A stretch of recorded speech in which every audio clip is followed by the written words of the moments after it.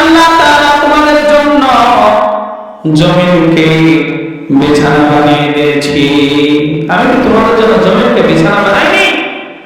তাহলে জমিনকে যদি আমি তোমাদের জন্য বিছানা বানাতে পারি, এত বিশাল বড় খণ্ডকে, তাহলে আমি আল্লাহ তাআলা এই জমিনকে কেন ধ্বংস করতে পারবো না? সুবহানাল্লাহ।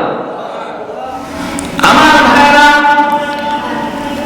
পরের আয়াতের কারিমার মধ্যে আল্লাহ তাআলা বলতেছেন, ওয়াল জিবালা আওতাদা, আমি কি পাহাড়কে পেরেক বানিয়েছি।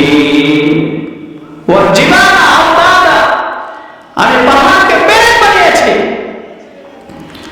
এই কথা দ্বারা মুহাদ্দিসিনে কেরাম বলেন, আল্লাহ সুবহানাহু ওয়া তাআলা জমিনকে যখন পানির উপরে বানিয়ে রেখে দিয়েছিলেন, জমিন নড়াচড়া করে, জমিন অনেক নড়াচড়া করে, আল্লাহ তাআলা জমিনকে স্থির রাখার জন্য জমিনের মধ্যে আল্লাহ তাআলা পাহাড়কে পেরেক হিসেবে বানিয়েছেন। সুবহানাল্লাহ। পেরেক মেরে দিয়েছেন। সূর্য পাহাড় যতটুকু উঁচু দেখা যায়, এতটুকু যতটুকু উঁচু আমাদের দৃষ্টিতে ধরা পড়ে, আল্লাহ তাআলা এই পাহাড়গুলোকে তার নিচের অংশেও ওই রকম ভাবে বানিয়েছেন। চিল্লাবেন সুবহানাল্লাহ।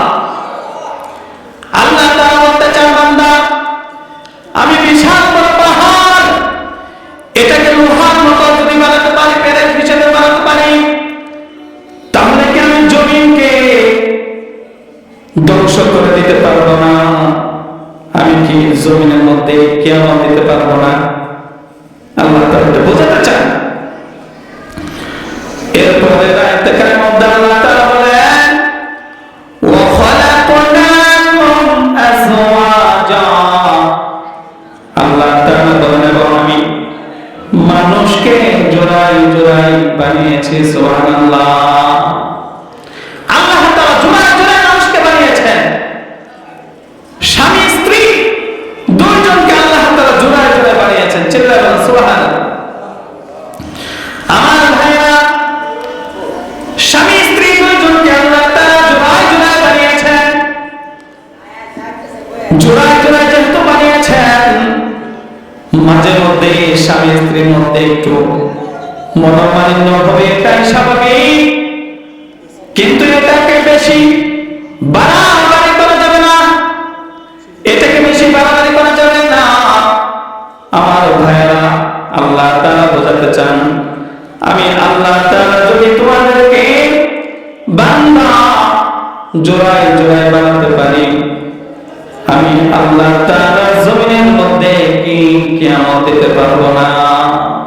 তোমাদেরকে আমি তো সামান্য নাপাক পানি থেকে কত সুন্দর অবয়ব দান করলাম, কত সুন্দর চেহারা মোবারক দান করলাম, তোমাদেরকে কি আবার আমি আল্লাহ তাআলা পুনরায় হাসরের ময়দানে একত্রিত করতে পারবো না?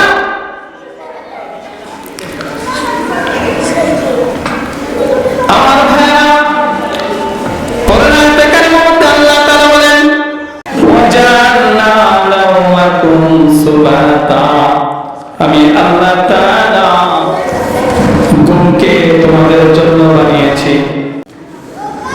সুবহানাল্লাহ।